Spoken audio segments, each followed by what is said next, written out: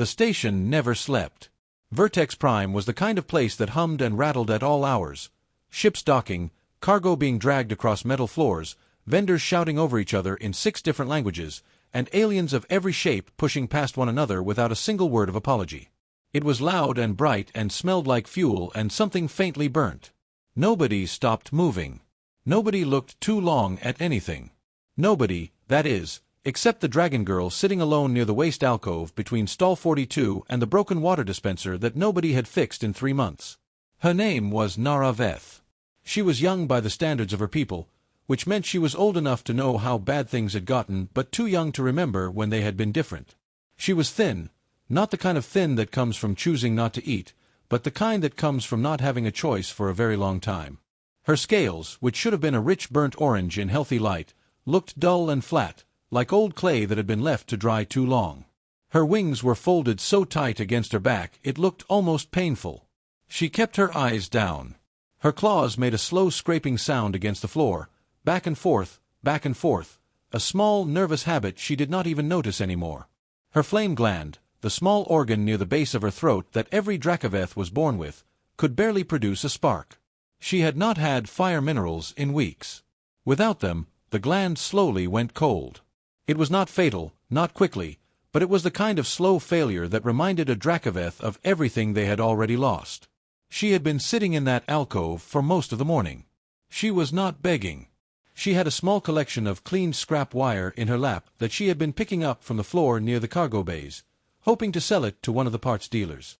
3 dealers had already turned her away. The 4th had not even looked at her. The Velhari came through the corridor around mid-morning.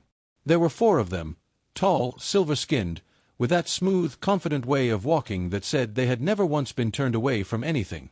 Velhari merchants were common on Vertex Prime. They moved money, moved goods, and moved themselves through the universe with the comfortable ease of people who believed the universe had been arranged for their benefit. They wore long coats with wide collars and carried data slates that caught the light. One of them noticed Nara first. He slowed, tilted his head, and said something to the others in Velhari. His tone was the kind that did not need translation. The others looked over. One of them made a sound that passed for laughter in their species. The first one reached into a carry bag and pulled out a container of protein paste, the cheap kind, the kind that had already gone past its expiry marker, and tossed it on the floor near Nara's feet. It hit the metal and rolled, leaving a small smear. "Eat, little ash lizard," he said, in Galactic common this time, loud enough for the people nearby to hear. "That is what you do when there is no more fire left in you, yes? You eat from the floor like the rest of the scavengers." The other 3 laughed properly this time. A couple of aliens passing by glanced over. One of them took an image with a data slate. Nobody said anything. Nobody stopped. Nara did not move. She did not look up. Her claws kept scraping the floor, back and forth, though anyone watching closely would have noticed they were pressing harder now, leaving thin white marks in the metal. She had learned not to respond. The last time she had responded, a year ago, on a different station, when a different group had done something not entirely unlike this, she had been reported for threatening behavior. The security officers had not asked for her side of the story. They had just told her she had 48 hours to leave or be removed. She had left. She had been leaving places her whole life. The Velhari group moved on after another moment, satisfied, talking among themselves about something else already. The crowd filled back in around the space they had left. Everything went back to the way it was. The corridor kept moving. Calvin Ortiz had been walking through that corridor on his way back from the cargo unloading platform on level 3. He was carrying a manifest clipboard in one hand and had been thinking about nothing in particular. Whether the freight schedule had changed, whether he needed to eat before his next shift, small things. He was lean and a little tired-looking in a way that people who do physical work for long hours often are, with short dark hair and a jacket that had seen better years. He slowed when he heard the laughter. He saw the Velhari group. He saw the protein paste on the floor. He saw Nara in the alcove, her head still down, her claws still moving. He stood there for a moment. Not a short moment. Long enough that a few people brushed past him with annoyed looks. He watched the Velhari walk away. He watched the crowd go back to ignoring the girl in the alcove. He did not say anything. He did not run after the Velhari. He did not make a speech or call for a security officer or do any of the things that happen in stories when someone decides to be decent. He just stopped walking. And he looked at her, not with pity, and not with a curious, slightly uncomfortable expression of someone watching a sad thing from a safe distance. He looked at her the way a person looks at a problem they are quietly deciding to do something about. Nara did not notice him standing there. She was staring at the floor. Her claws were still moving. Calvin stood there a little longer. Then he looked down the corridor toward Lena's counter, a small food stall about 30 meters away that served hot meals to station workers. He looked back at Nara. He looked at the protein paste on the floor. He started walking again. But this time, he walked toward her. He did not rush. That was the first thing Nara noticed when she finally looked up. The human was not moving fast. He was not coming toward her the way station security moved, all purpose and authority, or the way vendors moved when they wanted you away from their stall. He was just walking. Steady. Like he had nowhere urgent to be and had decided, on his own, that this was where he was going. She tensed anyway. Old habit. When you had spent enough time being moved along, told to leave, turned away, your body started doing the math before your brain could catch up. But he did not stop in front of her and point somewhere else. He crouched down. Not a quick crouch. He went all the way down, one knee nearly touching the floor of the corridor, so that his eyes were close to level with hers. The floor near that alcove was grimy and the lighting was bad, and nobody in their right mind crouched down in a corridor on Vertex Prime unless they had a reason. He had a reason, apparently, though he did not explain it right away. He looked at her for a moment. She looked back at him. He had dark, tired eyes and the kind of face that did not give much away without wanting to. "Share a meal with me," he said. Nara's translator implant, a small device embedded near her jaw that she had traded her last good piece of wing jewelry to get 3 years ago, processed the words. She heard them clearly. She understood them, technically. But she sat with them for a long moment like something she had picked up off the floor and was not sure whether to keep. Nobody had said those words to her in a long time. Not voluntarily. Not meaning them. She said nothing. He did not repeat it louder, the way people do when they think the problem is volume. He just waited. He looked at her the same way he had looked at her from across the corridor, steady, patient, not uncomfortable with the silence. He gestured, slightly, with one hand, down the corridor, toward a stall with a small orange light above it and the smell of something hot. Nara looked at the stall. She looked back at him. She looked at his jacket, his manifest clipboard still tucked under his arm, his hands. She was looking for the thing underneath. The thing people wanted when they offered something. There was usually a thing. She did not find one. Not obviously. But her flame gland had been cold for 2 weeks, and the protein paste on the floor was not something she was going to touch, and her pride had taken so many hits by this point that it had learned to take them quietly and save what was left. She stood up. Slowly, keeping her spine as straight as she could manage, which cost her something but was worth it. She tucked the scrap wire into the small pouch at her side. She did not say thank you. She just stood there. He stood up too. He turned and walked toward the stall. She followed, a step or two behind. The stall was called Lena's counter. It was small, 4 seats along a low bar, a standing-only overflow area, a grill behind the counter, and a woman behind the grill who was broad-shouldered and calm-faced and moved with the efficiency of someone who had been doing the same job well for a very long time. Her name was Lena Pruitt. She had a silver streak in her dark hair and a splattered apron and the quiet, unshockable manner of a person who had seen most things that a busy station could produce.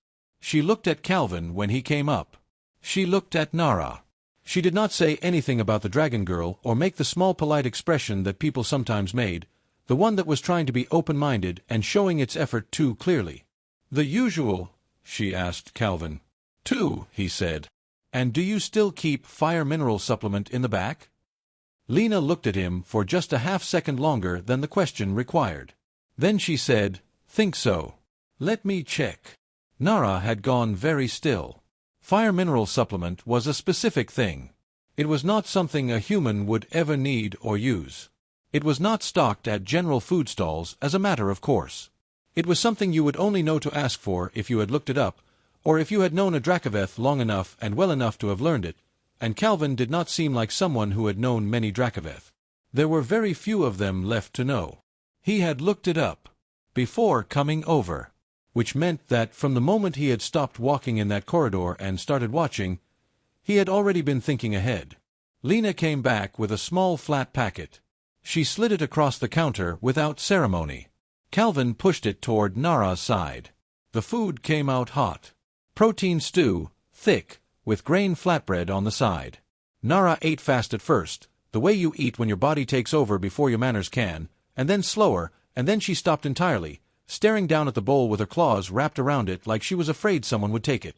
She looked over at Calvin. His bowl was full. He had not touched it yet. He was just sitting there, looking at the counter, not at her. "Why are you doing this?" she asked. Her galactic common was rough, functional but unpolished, each word landing a little flat. Calvin thought about it. Actually thought about it, like the question deserved a real answer. He was quiet for a few seconds. "I was hungry too," he said. Nara looked at his full bowl. She looked at him. He picked up his spoon and started eating. She looked back down at her own food. After a moment, she picked up her flatbread and kept eating too. Lena behind the counter made no comment. The station outside kept moving. Ships rumbled. Someone was shouting about a delayed freight order 2 stalls down. The orange light above Lena's counter buzzed softly. They ate in silence, the two of them, and the silence was not uncomfortable. She followed him. She did not make a decision about it exactly. It was more like her feet simply did not go back to the alcove.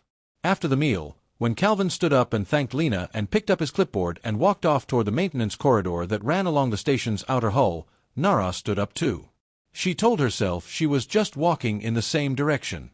She told herself it was not because the alcove was the coldest and most miserable place on the station, and the food had made her feel like a person again, and she did not want to go back to being a shape on the floor just yet. She kept a few steps behind him.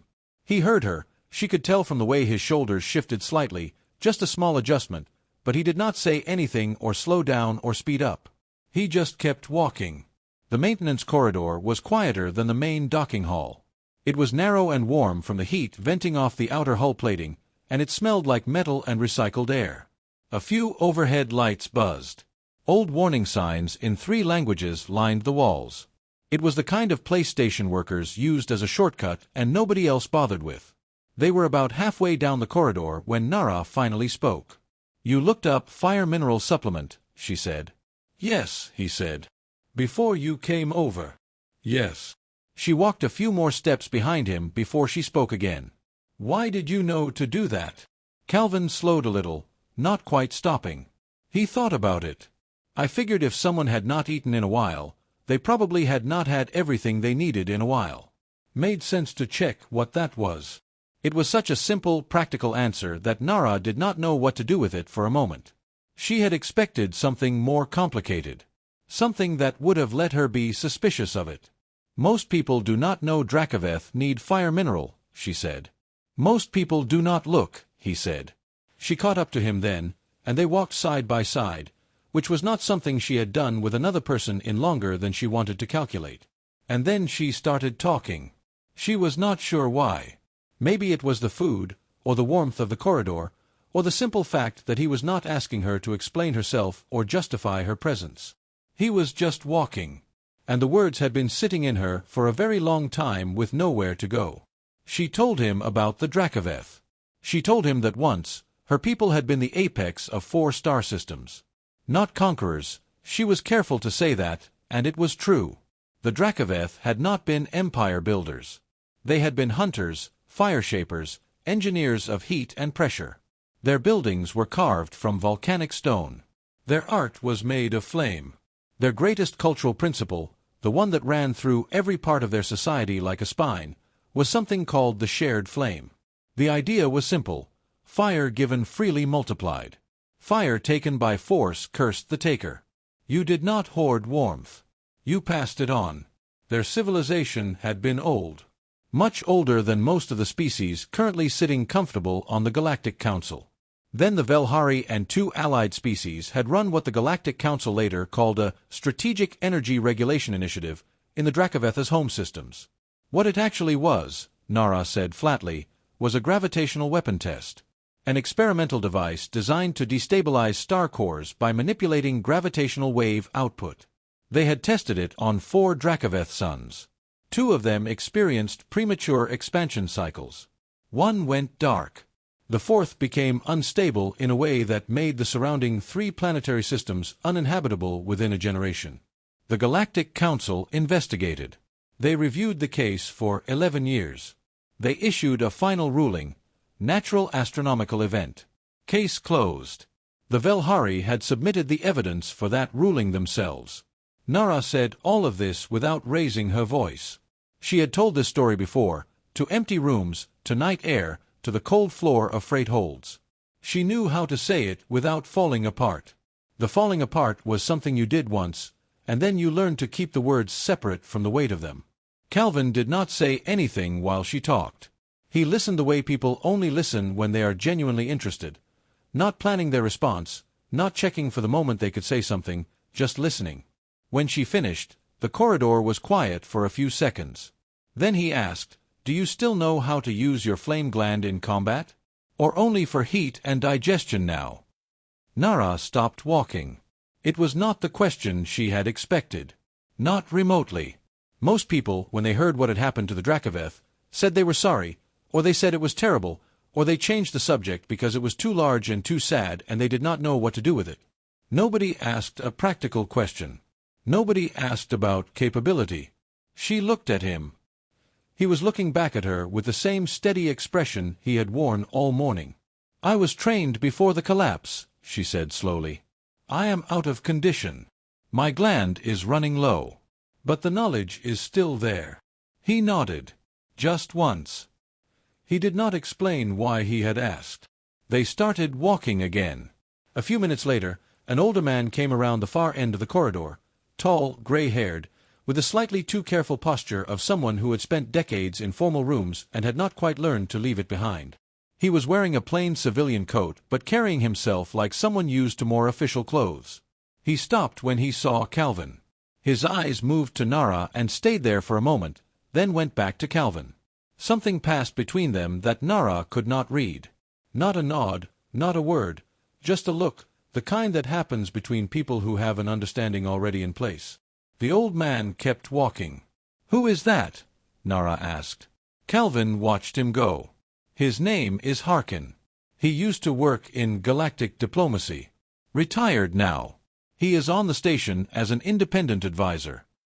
"Is he important?" Calvin was quiet for a moment. "Not yet," he said. Nara did not know what that meant. But she filed it away, the way you file things that feel like they might matter later. They reached the end of the corridor and stopped there, at the junction where the maintenance hall split into 3 different directions: cargo, engineering, and the main commercial levels. "Where do you go from here?" Calvin asked. Nara looked at the 3 directions. The honest answer was that she had nowhere specific to go. The alcove. Maybe the parts dealer, again, to try with the wire again. Maybe another rejection. "The same places," she said. He nodded. He turned toward the cargo direction. Then he stopped without turning back and said, "Lena's counter is open for lunch too." He walked away. Nara stood at the junction for a long moment. Her flame gland, warmed by the fire mineral supplement she had taken with the meal, gave off a faint, steady heat for the first time in weeks. It was a small thing, but it felt like something. The removal order came 3 days later. It was delivered through the station's standard administrative channel, a flat, official message sent to the communication address Nara had registered when she first arrived on Vertex Prime. The message was short. It cited Biological Hazard Protocol, subsection 9, which covered species with active thermal emission capability. It gave her 72 hours to vacate the station voluntarily. After that, security would assist with removal. Nara read it twice. Then she put her small collection of things, the scrap wire, a folded cloth, a flat data card with the only image she had of her mother, into her carry pouch and started figuring out which outbound freight ship might take a passenger with nothing to offer but labor. She had done this before. You found the ship going somewhere, anywhere, and you worked for your passage, and you left. That was the pattern. That was what happened. She did not tell Calvin. She did not know where to find him. She had not thought to ask. But Donna Farrell told him. Donna was one of the station security officers, steady, careful, someone who did her job by the rules because she believed the rules were there for a reason, which made it worse, not better, when the rules were being used wrong. She had seen the removal order come through and had felt something she could not quite name that sat badly in her chest. She had mentioned it to Calvin in passing, the same morning, expecting him to shake his head and say something sympathetic and move on. He had thanked her and walked away quickly. She had a feeling she knew what that meant. Director Pellin Sue ran commerce operations for Vertex Prime's lower ring. He was Velhari, older, with the smooth manner of someone who had been important for long enough that he had started to believe it was a natural condition rather than a position. He was not personally cruel. He would not have described himself as cruel at all. He was practical. The Dracoveth were an extinct adjacent species with no political backing, no trade value, and a heat emission capability that made other merchants nervous. Removing them from the station was simply good management, in his view. He had used subsection 9 of the Biological Hazard Protocol before. It worked cleanly. He was conducting open commerce hours in his public-facing office on the lower commercial ring when Calvin Ortiz came in. Not shouting. Not in uniform. Just a cargo runner with a clipboard, dressed in a jacket that had been washed too many times, standing in front of Director Sue's desk like he had an appointment nobody had written down. "I am requesting formal grievance arbitration," Calvin said. "Under Charter Article 7, right of station residents to contest administrative removal orders. I am filing on behalf of Nara Veth." Director Sue looked at him with the kind of mild interest a large and confident animal might show toward something small that had wandered into its territory. He glanced at his staff. One of them was already smiling. "You are a cargo loader," the director said. "Freight runner," Calvin said. "Independent contractor. That qualifies as a resident under Article 7, same as any worker on this station." The director leaned back in his chair. He had seen humans before. They were tolerated on Vertex Prime the way a lot of small species were tolerated, useful, harmless, not politically significant. A human filing for arbitration over a Dracoveth removal order was not a threat. It was an opportunity for a small, public demonstration of how these things went. "Fine," he said. "Arbitration is granted. Chamber 4, this afternoon, standard session." He expected that to be the end of it. It was not the end of it. When Calvin arrived at Chamber 4 that afternoon, Kai Burton was already there. Kai was 28 and worked freight with Calvin on the cargo side and had the kind of loud, easy energy that made him useful in a crowd. He did not need to say much. He just had to be present, which he was very good at. He had shown up uninvited and was leaning against the wall with his arms crossed, watching the door. "You did not have to be here," Calvin told him. "I know," Kai said. A few minutes later, Donna Farrell arrived. She was in uniform. She stood near the back of the chamber, arms at her sides, saying nothing. She was not assigned to this session. She had come anyway. And then, just before the arbitration opened, Harkin walked in. He moved to the front of the room without hurry and registered himself as an independent witness. Director Sue, sitting across the chamber with two of his advisors, looked at Harkin's credentials. His expression changed, slightly. Just a flicker, a small tightening around the eyes that people in power do when they recognize something they did not expect and do not yet know how to calculate. Harkin opened a case he had been carrying. Inside was a data drive and a printed record, thick, bound in a plain sleeve. He laid it on the witness table. "This is the Galactic Council's internal review record of the Dracoveth star system collapse," he said. "Specifically, the suppressed secondary review conducted 14 years ago, which concluded with high confidence that the gravitational instability was not natural in origin." The chamber went quiet. "That review was closed without public release," the director said, carefully, after a moment. "Yes," Hawkins said. "I have spent 14 years collecting the documentation that explains why. It is all here. The arbitration record will include it as submitted evidence." He said it simply. No performance in it. He was an old man who had been carrying a very heavy file for a very long time and had finally set it down on the right table. Under charter rules, An arbitration that included submitted evidence of potential systemic misconduct could not process a removal order without triggering a wider administrative review. The removal order against Nara Veth could not proceed. Not today. Not without consequences that Director Sue was not prepared to absorb. The director withdrew the order. He did not apologize. He gathered his advisors and left the chamber without making eye contact with anyone, which was itself a kind of answer. Nara had been standing at the very back of the chamber, near the door. She had not known what was going to happen when she came in. She had followed Donna Farrell here because Donna had found her near the docking bays and told her, quietly, that she should come. She had watched the whole thing. The quiet way Calvin had spoken. The way Kai had simply stood there. The way Harkin had laid down his 14 years of work like it was a matter of course.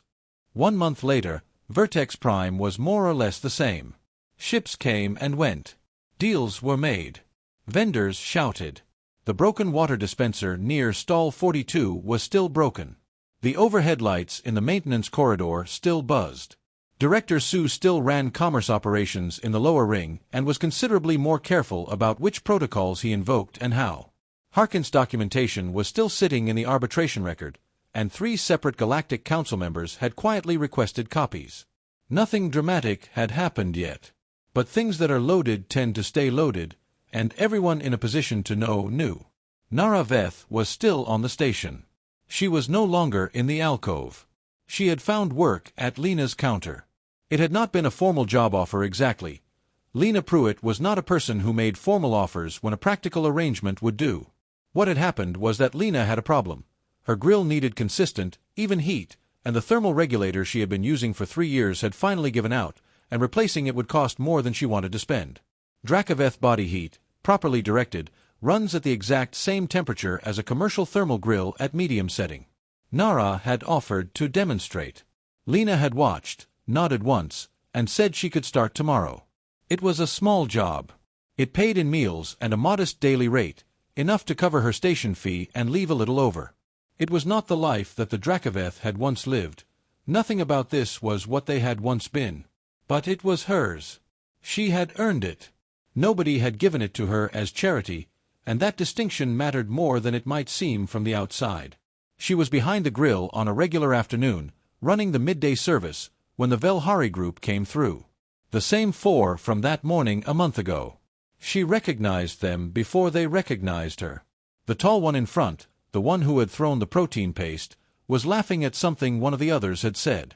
They were carrying the same kind of data slates. Their coats were just as fine. They slowed when they reached Lena's counter. The tall one looked up from his conversation, and his eyes found Nara behind the grill. He stopped laughing. She looked back at him. Her flame gland was warm and running well on good fire mineral these days, and the heat coming off the grill was steady and even. She was holding a ladle. She was wearing Lena's second apron, the one with the scorched hem. He stared at her. She held his gaze for exactly as long as it took to make clear she was not looking away first, and then she turned back to the grill because Lena had just called her name and the next order was up. The Velhari group kept walking. She did not watch them go.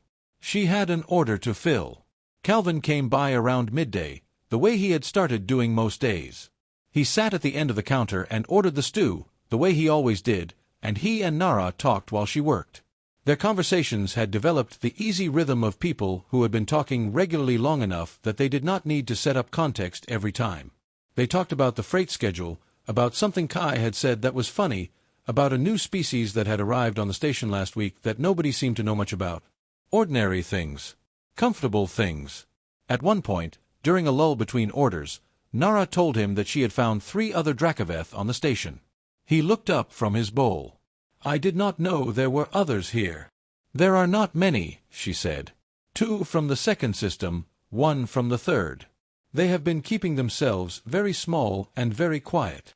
She paused. "I have been meeting with them." "Talking. About what?" "About the shared flame," she said. He nodded slowly, looking at her. "What does it mean exactly? You have mentioned it before." Nara set the ladle down for a moment and thought about how to explain it in Galactic Common, which was not really built for concepts that ran that deep. She tried anyway. "It is hard to translate," she said. The closest I can say is, if you give fire to someone who is cold, your fire does not become smaller. You only make more. That is the principle. Fire hoarded goes dark. Fire shared grows. Calvin was quiet for a moment, turning that over. And you are teaching them that? Reminding them, Nara said. They already know it. They learned it the same way I did. They just forgot they were still allowed to practice it. He picked up his spoon again. He was quiet for another few seconds, and then he said, "That is a good thing you are doing." Nara went back to the grill. She did not say anything else about it. A little later, Calvin got up and went to the counter. He asked Lena for a second bowl of stew, paid for both, and picked up the 2 bowls carefully. Nara watched him from the corner of her eye as she managed the grill. He carried the 2 bowls to a table in the far corner of the stall, the small one near the wall, the one nobody usually chose because the light above it flickered. Sitting at that table was someone Nara had not noticed come in. She was young, very young, younger than Nara had been on that first morning a month ago. Her scales were dull, her wings held tight, her claws scraping the edge of the table in a small, nervous rhythm. Her eyes were fixed on the floor. She was Dracoveth. Calvin set one bowl down in front of her and the other in front of himself. He sat down across from her, and he said, quietly, the same words he had said to Nara in the corridor not so long ago. "Share a meal with me." The young girl looked up. She stared at him the way Nara had stared, confused, not trusting it yet, trying to find the thing underneath. Looking for the cost. Nara turned back to the grill. Her flame gland lit up, just briefly, just for a moment, warm and bright and steady, the way it had not been in a very long time before a human crouched down in a dirty corridor and asked her a simple question. She did not smile. Dracoveth faces were not made for smiling. But something settled in her chest that felt like a fire being passed from one set of hands to another, which was exactly what it was. Lena's counter kept running. The station kept moving. The lights buzzed. Ships came and went. And in the corner, 2 bowls of hot stew sat on a small table, and a human and a dragon girl began the only conversation that had ever really mattered, the one where one person says to another, "You are here, I see you, and you do not have to be hungry alone."